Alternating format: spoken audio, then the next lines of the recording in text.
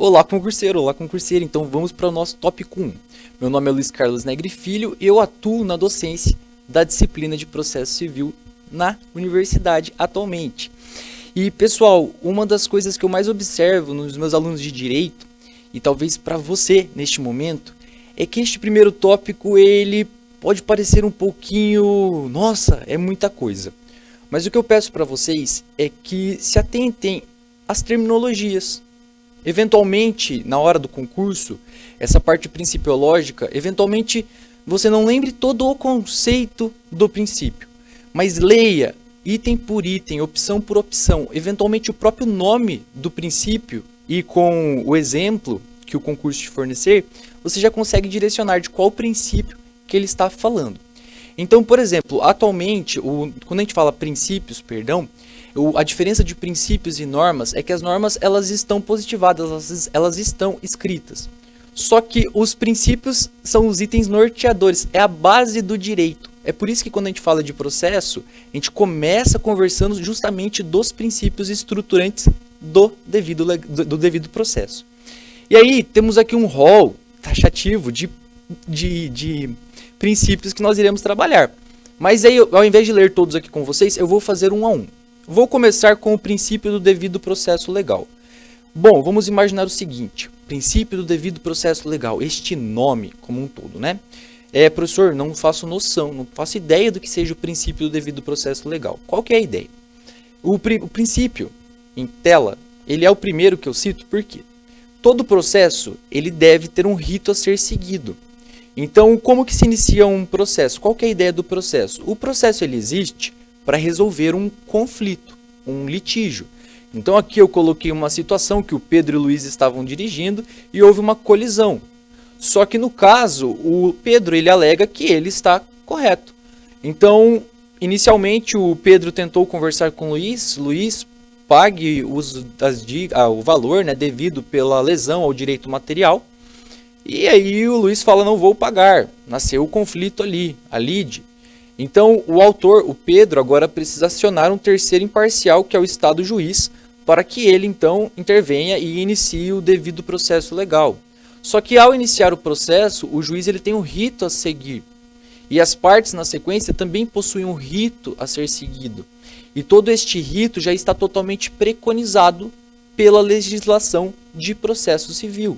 E é muito importante reafirmar isso e esse princípio, que ele é fundamental para garantir que não existirão juízos de exceção. Então, todo processo ele seguirá um rito previamente preconizado pelo Código de Processo. Então, viu uma situação hipotética que fala da questão de que o processo precisa seguir um rito preconizado pela legislação, estamos falando do devido processo legal. O segundo item, o segundo princípio que nós iremos conversar é o princípio da ação, que em regra, o processo ele só vai ser iniciado quando a parte autora fizer a propositura da petição inicial, que é a peça inicial que dá o start ao processo. Então a gente fala do princípio da ação, ou também o concurso ele pode trazer para vocês como o nome princípio da inércia, que é a ideia do que o Estado permanece inerte, ele não se movimenta, ele não inicia o processo, a não ser que ele seja acionado pela parte, ou então em situações específicas pelo Ministério Público, quando ele possa intervir em nome das partes. Terceira situação, e talvez é a mais empírica, é a ideia da razoável duração do processo. Por que você fala empírica, professor? Porque ela é mais texto frio.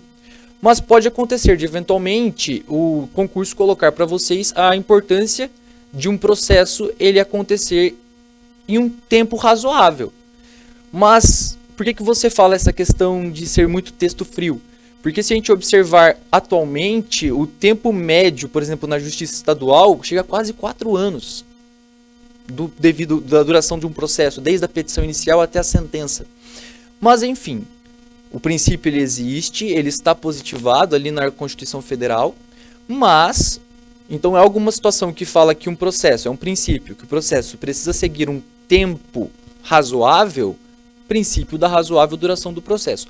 É aqui que eu digo para vocês, eventualmente, se você respirar na hora da prova e ler o nome do princípio e a situação hipotética, você já consegue liquidar qual é o princípio de que eu estou falando.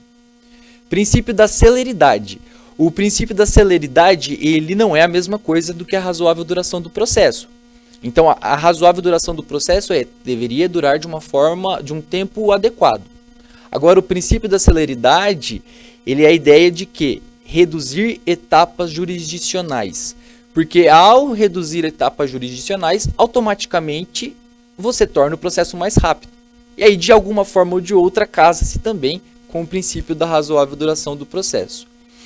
E junto com o princípio da celeridade e da razoável duração do processo, nós temos a ideia do princípio da economia processual. Então, por exemplo, uma petição inicial foi elaborada e peticionada e protocolada pelo autor. Caso o juiz, ali, analisando a petição inicial, ele observe que a petição não tem os requisitos mínimos necessários para ser iniciada, ou seja, o autor não demonstrou o direito material que foi lesado e qual é o meio processual que ele busca para alcançar aquela resolução do litígio, ele pode fazer o indeferimento da petição inicial. Isso é importante porque, ao indeferir a petição inicial, ele extingue um processo, sem resolver o mérito, no caso, mas ele economiza que um processo seja iniciado, que vai gastar dinheiro, vai gastar movimento do judiciário, sem que o próprio início do processo tenha demonstrado uma legitimidade para começar. Então, economiza-se. Então, aqui a gente fala de dinheiro sendo economizado. Reunião de processos por conexão. Então, por exemplo, é um processo que envolve a mesma causa de pedir por diferentes autores. E é contra a mesma pessoa. E ao invés de iniciar um processo para cada um, o juiz faz o quê? Ele faz uma reunião dos processos conexos para proferir apenas uma sentença, uma fase instrutória. Isso faz uma economia processual. Indeferimento de provas inúteis. Pode acontecer de a situação estar mostrando para vocês que as partes, autor ou réu, estão solicitando ao juiz uma juntada de uma prova pericial específica. Só que aquela prova pericial, ela não vai agregar ou auxiliar o juiz a proferir a sentença. Não vai agregar nada. Então, ao invés de solicitar essa prova, que vai ser inútil para a resolução do conflito, o juiz indefere, economiza-se verba do Estado eventualmente.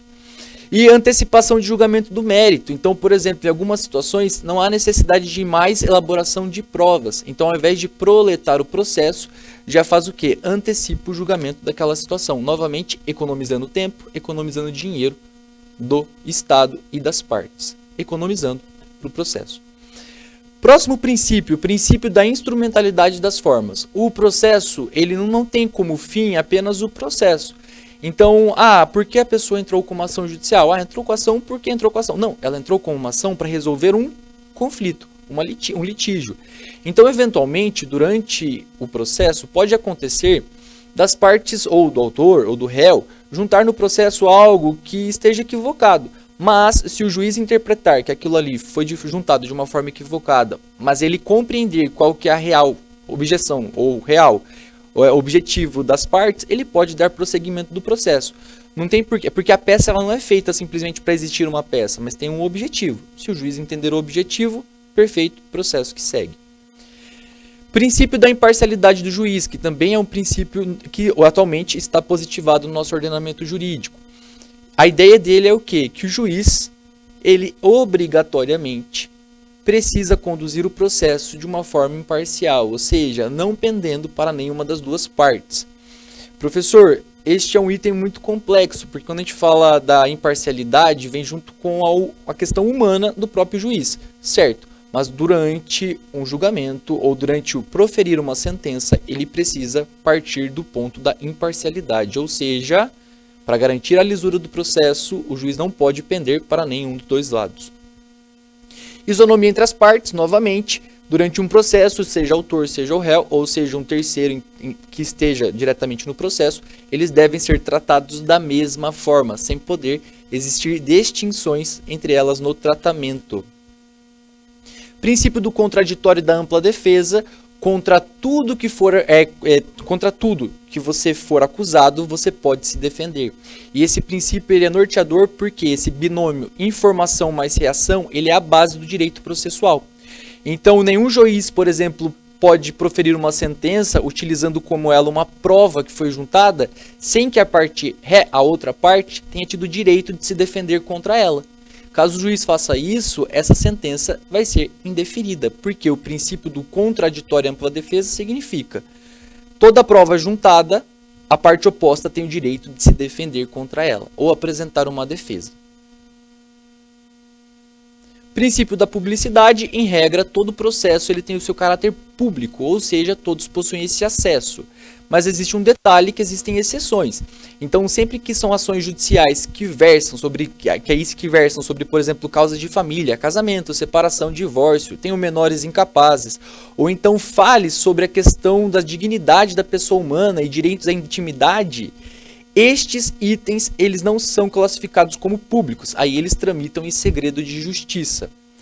Princípio da boa-fé processual, em regra, todo processo, tudo que é trazido para o processo, presume-se que foi trazido de forma legítima. Se for comprovado que uma das partes agiu de má fé para tentar ter benefícios ou enriquecimento ilícito, por exemplo, ou então prejudicar o devido processo, nós teremos a ideia da má-fé processual, ou seja, neste caso, o nosso próprio Código de Processo Civil atual trouxe uma punição para quem agir em forma de má-fé.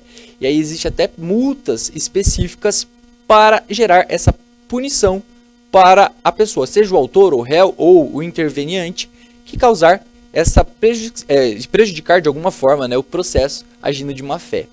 Princípio duplo grau de jurisdição é o único princípio que não está positivado no nosso ordenamento jurídico, mas ele anda junto com o princípio do contraditório ampla defesa. Ó, duplo grau, você imagina o quê? Uma escadinha, 2 graus, vai subindo, degrau por degrau. Por quê? Primeiro você entra como ação na primeira instância. Se você discorda da sentença em primeira instância, você sobe para o próximo degrau. Você vai para recorrer para a segunda instância, até chegar no Supremo Tribunal Federal. Mas esse princípio do duplo grau de jurisdição é justamente do quê? Discorda de uma sentença, tem uma possibilidade de recorrer para a instância superior. Você vai subindo de degrau em degrau. Novamente, é aquela ideia. O próprio nome do princípio, leia com calma, um por um, que você vai se lembrar do que é cada um deles. Princípio do juiz natural. Quando a gente fala juiz natural, vem da natureza do processo. Pensa o seguinte, vou entrar com uma ação civil. Uma ação civil, eu tenho que entrar com o juiz da vara civil. Se eu entrar com uma ação civil com o juiz da vara penal, o juiz da vara penal não tem competência, o juizô da vara penal não tem a competência para julgar esse caso, porque a natureza do processo está incorreta. Então, quando a gente fala princípio do juiz natural, é a ideia de áreas específicas que já estão determinadas para cada juízo.